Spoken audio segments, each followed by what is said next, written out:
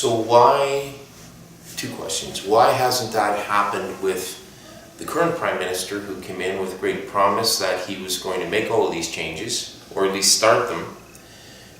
Why haven't we seen that? I sensed, I heard you in another interview last week where you were, right after these suicides, and you were obviously very upset, angry, I would say, very angry that nothing had been done. So why hasn't it happened with this Prime Minister? And when you talk to the current Minister of Indian Affairs, or Aboriginal Affairs, right?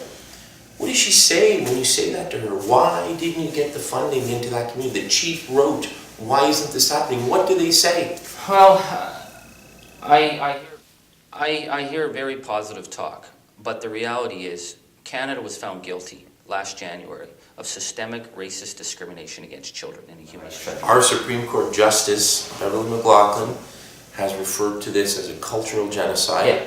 We had, and just if I may, for listeners, these are facts. We've had, in the residential school systems, generations and generations of young children raped, sodomized, killed, taken away from their parents. Now, I know you're Catholic, I'm Catholic, the Catholic Church was part of this.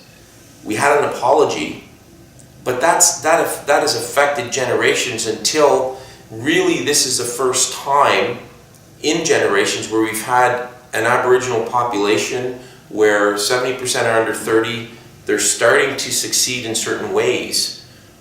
But, so we know those things, but we're not getting the change at the top. Yeah, okay, so we've got two issues here, but they're intricately connected. We had the Truth and Reconciliation, and the first 5 recommendations of the Truth and Reconciliation Commission were not about the residential schools, they were about today's generation of young people. Because the connection between what was done, the systemic attempt at genocide to destroy a people, to take the children away and destroy who they were as individuals, that has effects today. That's what they referred to as take the Indian out of the child, correct? So, take Attawapiskat. The communities that I represent were destroyed by St. Anne's Residential School. That was a house of horrors, of rape, abuse, and torture for the edification of the priests in the school with their homemade electric chairs. That was their form of entertainment. When you talk to people in Attawapiskat about the recent suicide crisis, the elders will say the line of the devastation of youth today, that it's the direct road back to that institution.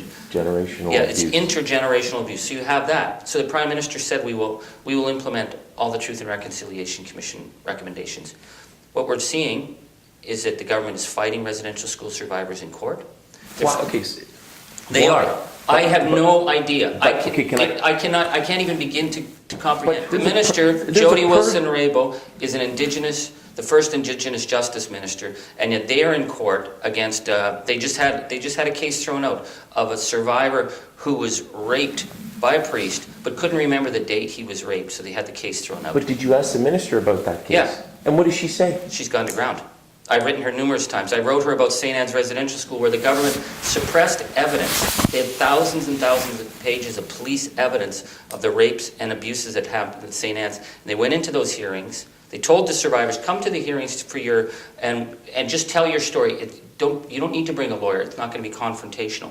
They went into those hearings, and it was the Justice Department's job to provide the documents of the evidence.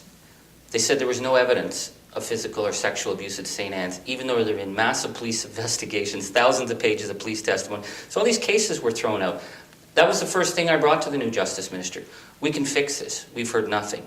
Now, but so just politically, just on a human level, let me ask you, because for me something doesn't process. Like, for example, I can't imagine, Preston Manning used to say people come to Ottawa, they get the Ottawa disease, okay?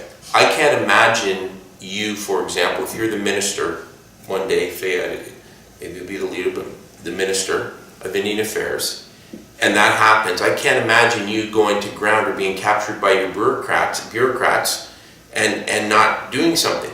But So this is a moral what question. happens here? It's a moral issue. So what happens? In my 12 years, 13 years here, I have not been able to understand why that happens, but that happens. So we have the issue with child welfare, the broken foster care system, the underfunding of health services. So we go from the residential schools to the Human Rights Tribunal that rules Canada is in racist systemic discrimination, and the government says, fine, we're not going to fight. I thought we had reached, the courts have ruled.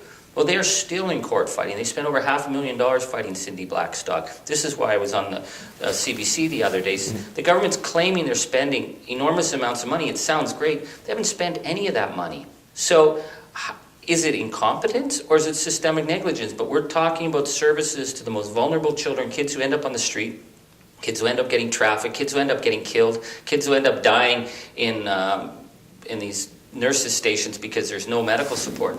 So how can you make a claim that you're spending the money if you're not? That's a moral question. And that's where we have to start to say to government, you may have the policy and you may have the government of Canada may need to look after its back on this, that, and the other, but we're talking about children. And when we talk about children, we're talking about the future of our nation. So to me, there's no ifs, ands, or buts. We have to fix this, and it's fixable. Putting those resources into children will transform our nation.